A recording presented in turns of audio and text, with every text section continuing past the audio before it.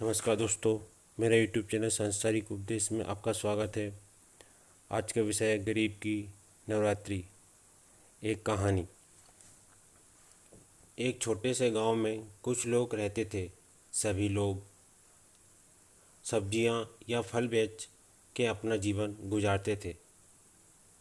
उसमें से एक चंपाबाई थी। वो अकेली रहती थी। वो अपने जीवन जीने के लिए फल बेचा करती थी। एक दिन सभी लोग इकट्ठे हुए थे और आपस में कुछ बात कर रहे थे। तब चंपा उन लोगों को देखते हुए पास गई और सभी को पूछा, क्या हुआ, आज सब्जियां बेचने नहीं जाना है? तब एक ने कहा, हमारी बस्ती सरकार ने ठाकुर को बेच दी है और हमें बस्ती खाली करने को कहा। चंपाबाई ने सभी को कहा, हम सब सरकार के पास जाते हैं और बात करते हैं। हम इस ज़मीन पे सालों से रह रहे हैं, ऐसे कैसे हम छोड़ दें? चलो सभी सरकार से बात करते हैं। सभी सरकार के अधिकारी से बात करते हैं, लेकिन अधिकारी ने कहा, सरकार ने तो ज़मीन ठाकुर को बेच दी है। आप लोग यहीं से चले जाओ, नहीं तो हमें पुलिस को बुलाना पड़ेगा। सभी लोग अब चंपाबाई के साथ ठाकुर के घर गए, लेकिन ठाकुर ने ही मना कर दिया। मैंने ये ज़मीन बड़ी बड़ी बिल्डिंग बनाने के लिए खरीदी है।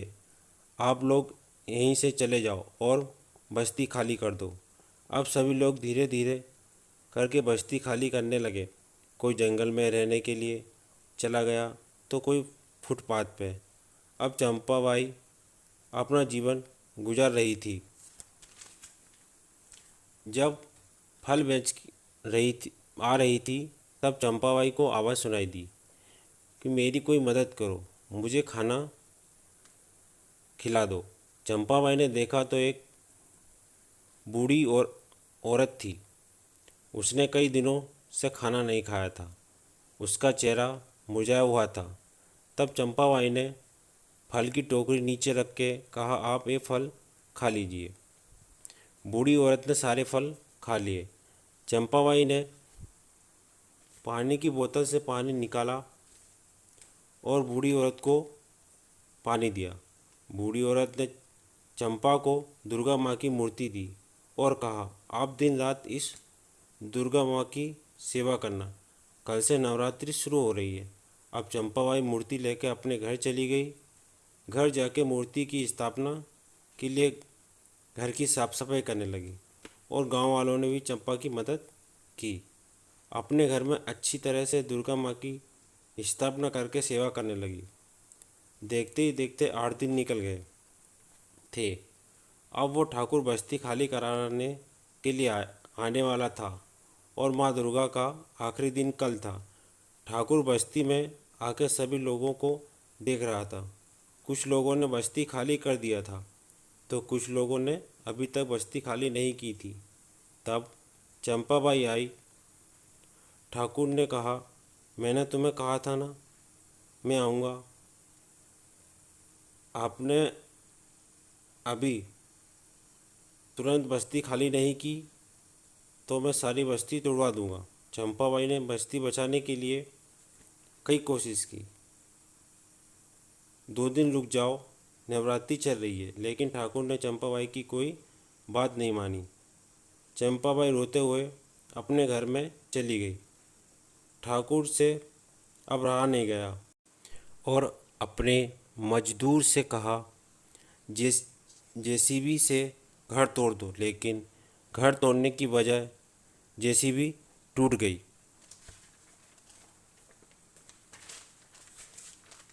अब ठाकुर को लगा, ये औरत चुड़ैल लगती है, मुझे घर में जाके देखना होगा। ठाकुर घर में जाके देखता है तो चंपाबाई माँ दुर्गा के सामने बैठ के आराधना कर रही थी। ठाकुर ने अपने पैरों से चंपाबाई को मारने की कोशिश की। तब तुरंत ही माँ दुर्गा प्रकट हुई और ठाकुर को कहा, मेरे भक्त को तुम मारने की कोशिश कर रहे हो। ठाकुर माँ दुर्गा को देखकर उनके पैरों में गिर गया। दुर्गा माँ ने ठाकुर को अच्छी तरह समझाया कि अब ठाकुर सभी बस्ती वालों को पक्के घर बनाकर देता है और चंपाबाई की मृत्यु के बाद उस जगह पर माँ दुर्गा की स्थापना कर देता है। इसी को कहते हैं दोस्तों भक्ति की शक्ति। मेरी कहानी अच्छी लगी तो चैनल को लाइक शेयर सब्सक्राइब जरूर करें और कमेंट्स बॉक्स में जरूर बताएं। धन्यवाद।